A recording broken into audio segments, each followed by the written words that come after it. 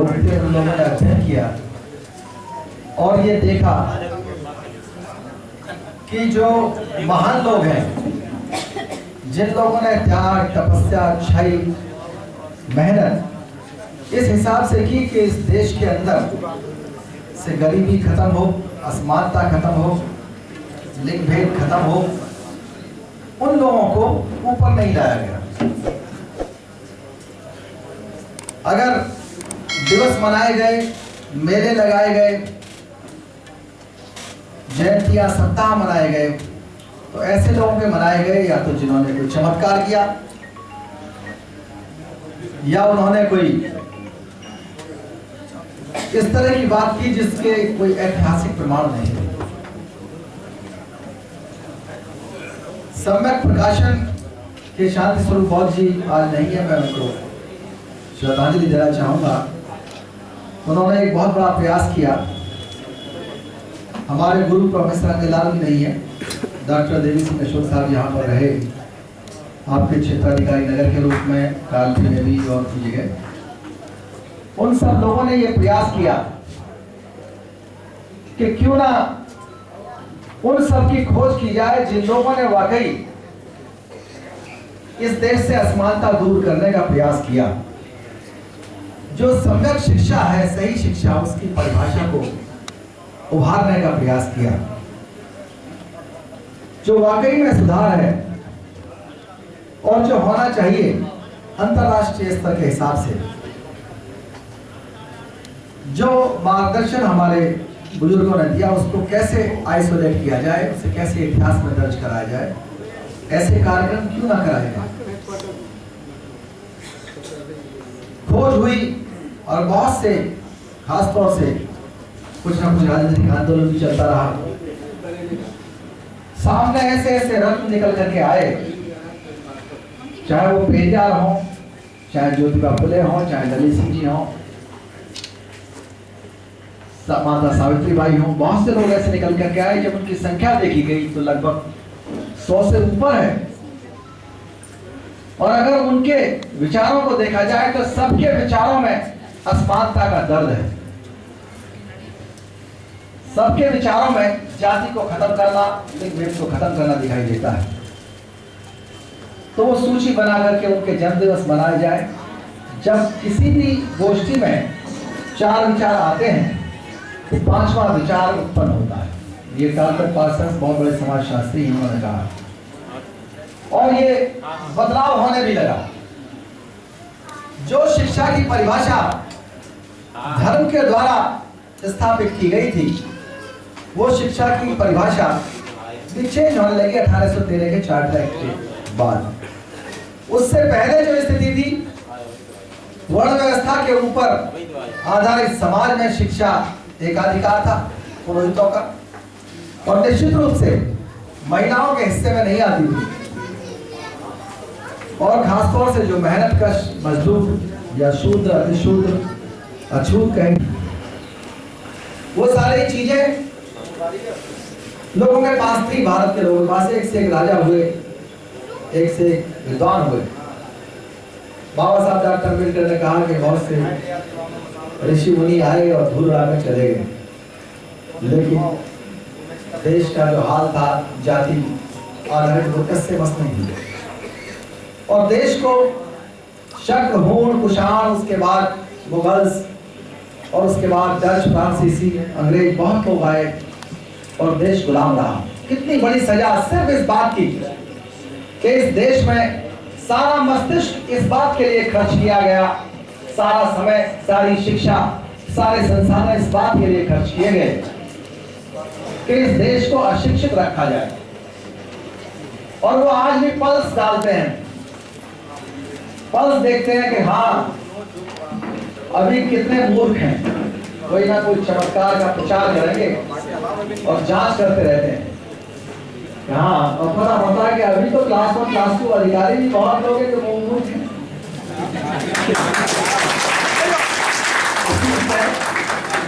आज ही नहीं, 10वीं 11वीं शताब्दी में जब अलबरूनी इस देश के अंदर आया तो उसने कहा कि यहाँ के लोग बहुत बुद्धिमान हैं, लेकिन उनके अंदर एक भावना है, एक भ्रम, एक गलतफहमी है कि वो सोचते हैं कि उनके जैसे राजा कहीं नहीं,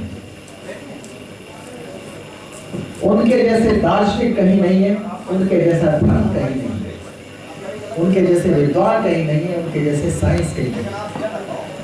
उन्होंने हर चीज की परिभाषा बदल रखी थी। शिक्षा की परिभाषा अलग, विज्ञान की परिभाषा अलग, इतिहास की परिभाषा अलग, और आज भी कुछ लोग उस परिभाषा को पुनर्स्थापित करने में लगे हुए। विद्वता का, साइंस का यूज करते हैं आज भी। वो बरूनी का जो आकलन था, वो आकलन बिल्कुल सही है। उसके बाद भी सैकड़ों साल में गुलाम रहा देश। वजह यही रही कि लोगों को वर्ण व्यवस्था प्यारी थी, और जब अंग्रेजों ने वर्ण व्यवस्था पर प्रचार करना शुरू किया, उनकी रथ यात्रा रुकवाई, उनकी चरक पूजा रुकवाई।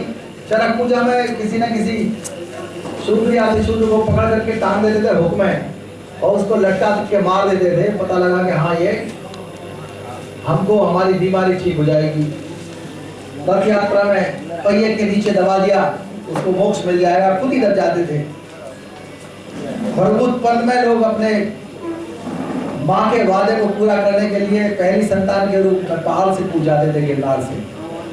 काशी करवट में, काशी में कुआं था, मोक्ष के लिए उसको पूजा देते।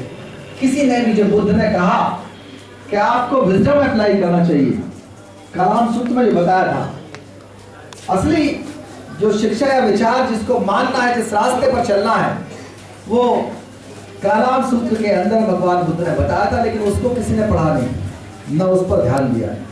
अगर ऐसा 1813 के चार्टर एक्ट में प्रोविजन ना होता नई शिक्षा का, तो निश्चित रूप से बहुत बड़ा अंधेर रहता। और अभी, और शायद अभी भी कोई बहुत ज्यादा उजाला नहीं है। जो उजाला है वो बहुत थोड़े लोगों के बीच है, और वो लोग भी ठेकेदार बने हुए किस तरह से वापस जाए। जो बना रहे हैं उनकी गलती नहीं है, जो बन रहे हैं उनकी गलती ज्यादा है। क्लास 1 क्लास 2 के जो अधिकारी हैं, उन्होंने ठेका ले रखा है इस बात का कि हम किस तरह से चमत्कार प्रिय समाज की पुनर्स्थापना करें। चमत्कार प्रिय समाज, अंधविश्वास प्रिय समाज, ऐसा समाज बनाना चाहते हैं। और खुद अपनी मर्जी से, आज कोई उनको कंपेल नहीं कर रहा, लेकिन वो चाहते वो समाज बने। दूसरी तरफ एक अंग्रेज का दर्द देखिए। थॉमस वेलिंगटन मैकाले ने हाउस ऑफ कॉमन्स में ये कहा कि हम चाहते हैं कि इस देश के अंदर, भारत के अंदर, यूरोपियन एजुकेशन लाई जाए। उस यूरोपियन एजुकेशन से हो सकता है कि कल को चल करके हमारा जो राज है उसके लिए चुनौती खड़ी हो, और लोग इंग्लैंड जैसे इंस्टीट्यूशन मांगे, कल को कहें हमको पार्लियामेंट चाहिए, हमको सुप्रीम कोर्ट चाहिए, हमको लोकल सेल्फ गवर्नमेंट चाहिए। आप बहुत ध्यान से सुनना मेरी बात।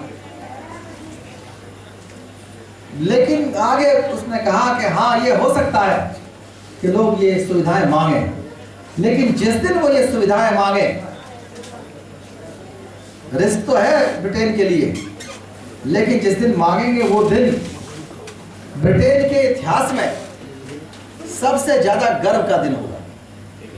और मैकाले को गाली देने वाले बहुत लोग हैं कि ऐसी शिक्षा नीति है।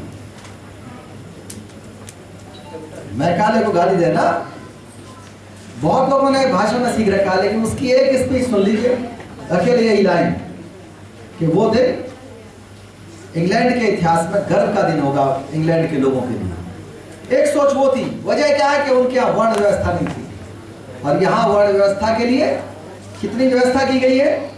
मिलेज कंसेप्ट बनाया। मिलेज कंसेप्ट क्यों बनाया गया? कि कोई व्यक्ति विदेश यात्रा ना कर सके, मिलेज कहलाएगा। कोई बाहरी आदमी इस देश में ना आ सके। क्यों ना आ सके? क्योंकि जब वो जान जाएगा कि बाहर विदेश में बहन बेटियों को ये अधिकार है, गरीब मजदूरों को ये अधिकार है, इतनी असमानता नहीं है, लोगों को पढ़ने लिखने का अधिकार है, तो वो आकर यहां भी कहेगा कि हम किसी को पढ़ाए ना पढ़ाए, अपनी बहन बेटी को तो पढ़ाएंगे। लेकिन वो वर्ण व्यवस्था के बारे में जो बहुत चालाक लोग थे, जानते थे कि हमने अगर अपनी बहन बेटी को भी पढ़ा दिया तो वो भी खतरा है वर्ण व्यवस्था के लिए। वो कोई रिस्क नहीं लेना चाहते थे, आज भी कोई रिस्क नहीं लेना चाहते। आज भी उनका जो फोकस है वो ज्ञान विज्ञान पर नहीं है। आज भी जब बात करते हैं तो नीम के पत्ते, तुलसी के पत्तों की बात करेंगे, उन्हीं से एड्स भी ठीक करेंगे। और तरह तरह के पेय हैं, आप जानते हो, उन्हीं को पिला करके चाहते हैं कैंसर एड्स सब ठीक हो जाए। वैक्सीन जो चेचक की थी यहां नहीं बनी। क्यों नहीं बनी? कि उन्होंने पहले ही प्रोविजन कर रखा था, हमको यही पूजा पाठ से, शीतला माता की पूजा से ठीक कर देंगे। बनी कहा? जहां विज्ञान में विश्वास था। तो वो देश जहां की शिक्षा की परिभाषा के अंदर सिर्फ इतना प्रोविजन हो कि ईश्वर और आदमी के बीच के संबंध को कैसे रेगुलेट करेंगे, यही हवन यज्ञ चमत्कार अंधविश्वास फैलाना ही शिक्षा थी। और नई शिक्षा क्या हुई? नई शिक्षा यह हुई जिस शिक्षा का प्रचार माता सावित्रीबाई फुले ने किया, ज्योतिबा फुले ने किया, कि लोगों की कार्य क्षमता कैसे बढ़े, निर्णय लेने की क्षमता कैसे बढ़े, पहल करने की क्षमता कैसे बढ़े, वैज्ञानिकता कैसे बढ़े, साहसिकता कैसे बढ़े, ऐसी प्रक्रिया, ये नई शिक्षा है। उसी के आधार पर ज्योतिबा फुले ने बहुत संघर्ष किया, अपनी पत्नी को पढ़ाया और पढ़ा करके उनको अध्यापिका भी बनाया। उन्होंने स्कूल खोला, जो कहीं नहीं पढ़ सकती थी वो बालिकाएं, खासतौर से अछूत महिलाएं, अछूत बच्चियां, उनको पढ़ने का अधिकार दिया, उनको पढ़ाया, उन्हें इनाम भी मिला। और फिर अंधविश्वासों पर अटैक होना शुरू हुआ। सावित्रीबाई ने अटैक किया महिला मंडल बना करके। वो जो विधवाओं के बाल मुड़ाए जाते हैं, वो नाइयों की सभा करके मना करवा के नहीं होना चाहिए।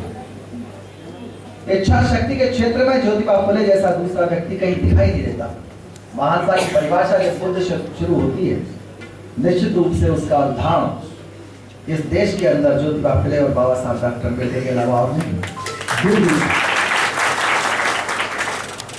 इच्छा शक्ति इतनी गजब की, जब 85 साल के आदमी को पैरालिसिस हो जाए तो दिन गिनने लगता है। लेकिन उनका हृदय देखिए ज्योतिबा फुले का, कि उन्होंने उल्टे हाथ से लिखना सीखा और किताब लिखी, एक एक क्षण का इस्तेमाल करना चाहते थे। शिक्षा का उद्देश्य अगर ये नहीं है कि हम समय का, हम अपने संसाधन का, अपनी ऊर्जा का उचित उपयोग करना सीखें, तो शिक्षा का उद्देश्य दूसरा कुछ नहीं है। अगर सावित्रीबाई फुले ने, ज्योतिबा फुले ने इतना काम ना किया होता जिनको बाबा साहब अम्बेडकर ने अपना गुरु भी माना, तो इस देश के अंदर कॉन्स्टिट्यूशन ऑफ इंडिया नहीं बन पाता। उस कॉन्स्टिट्यूशन ऑफ इंडिया के ऊपर बहुत लोगों ने आलोचना की, कहा कि ये सही नहीं बना। और जिस कॉन्स्टिट्यूशन ने, जेनिक्स नाम का एक वो था, कॉन्स्टिट्यूशन ने बुराई की कि ये संविधान सही नहीं है, उनको श्रीलंका का संविधान बनाने को दे दिया गया। नरेंद्र चाचा ने ये आर्टिकल मुझे भेजा था। उनको श्रीलंका का संविधान बनाने को दिया। उन्होंने बाबा साहब के संविधान में बहुत कमी निकाली थी और दुनिया के अधिकतर संविधान 17 साल में फेल हो गए, ये सर्वे किया गया। और बाबा साहब का संविधान अभी तक सफलतापूर्वक चल रहा है। कितने इलेक्शन हो गए। और जेनिंग्स ने जो संविधान बनाया श्रीलंका का, वो 2 साल में फेल हो गया। तो इतना मजबूत संविधान कैसे बना? उस विजडम से, जो विजडम बुद्ध की प्रेरणा से आया। ब्रिटिश पीरियड के जो सुविधाएं मिली, ज्योतिबा फुले, सावित्रीबाई फुले ने जो संघर्ष किया, उनको गुरु मान करके, उस रास्ते पर चल करके, बुद्ध के, कबीर के रास्ते पर चल करके, खंडन करके, अध्ययन करके, मनन करके, उन चीजों को निकाल करके उन्होंने वो चीजें डाली। इतना बड़ा राष्ट्रवादी बाबा साहब डॉक्टर अम्बेडकर, उनको कितना संविधान सभा के अंदर कितना ज्यादा झेलना पड़ा। जब हिंदू कोड बिल पेश किया गया, वो बहुत बड़ी बड़ी विद्वान महिलाएं, आज तक उन्हें पता ही नहीं है कि बाबा साहब डॉक्टर अम्बेडकर ने उनके लिए क्या किया। बहुत से हमारे आपके घरों की महिलाएं अभी भी उन्हीं अंधविश्वासों में लगी रहती हैं। संपत्ति का अधिकार, मेंटेनेंस का अधिकार, तलाक का अधिकार, एक विवाह का अधिकार, ये सब अधिकार हिंदू कोड बिल के अंदर थे और इनके वो सारे जो परंपरागत लोग थे विद्वान, सब विरोध कर रहे थे। और बाबा साहब डॉक्टर अम्बेडकर ने उसको उसकी वजह से इस्तीफा भी दिया और वो उस समय पास ना हुआ, वो टुकड़ों में पास हुआ। इतना बड़ा योगदान बाबा साहब डॉक्टर अम्बेडकर का इस देश की महिलाओं के लिए। ये प्रेरणा सावित्रीबाई फुले की, ज्योतिबा फुले की, बुद्ध की प्रेरणा है, जो इतनी बड़ी सफलता उनको मिली। निश्चित रूप से बहुत से लोग ऐसे हैं जो शिक्षक भी बने हैं, समाज सुधारक भी बने, राजनेता भी बने, बहुत लोग आए, बहुत काम किए, लेकिन दुनिया को बदलने के लिए निकल गए। उन्हें फुर्सत नहीं मिली कि वो अपना नाम भी बदल देते। यहीं बैठे होंगे बहुत सारे लोग, खूब बुद्ध की बात करेंगे, खूब सम्राट अशोक की बात करेंगे, लेकिन अगर उनका नाम पूरे नाम क्या है तो सेंसस वाले अपने आप देख लेंगे, अपने हिसाब से रिलीजन लिख लेंगे। अम्बेडकर बात को ठीक से ना समझने का, ज्योतिबा फुले को, सावित्रीबाई फुले को ठीक से ना समझने का, ये जो चलन है, ये चलन बंद होना चाहिए। खास तौर से शिक्षकों को तो बाबा साहब ने कहा कि आप तो रथकार हैं, चैरिटियर हैं, जो रथ को चलाता है, आप इस देश के सारथी हैं, आपके ऊपर बहुत बड़ी जिम्मेदारी है, उस हिसाब से आपको चलना है। इस देश में इतनी बड़ा षड्यंत्र किया गया है, वो षड्यंत्र आज भी जारी है, सिर्फ वर्ण व्यवस्था को बचाने के लिए।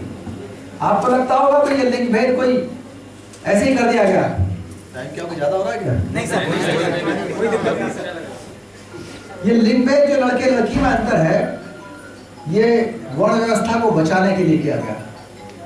उसके साथ जोड़ा गया बाल विवाह। बाल विवाह इसलिए शुरू किया गया कि बच्ची या बच्चा जब बड़े हो जाएंगे तो वो बाप की मर्जी से शादी नहीं करेंगे। और बाप कहाँ शादी करेगा? अपनी बिरादरी में, क्योंकि समाज की इकाई बिरादरी है, कास्ट है। वो इकाई व्यक्ति नहीं है। तो बिरादरी की नाक ना कट जाए, इसलिए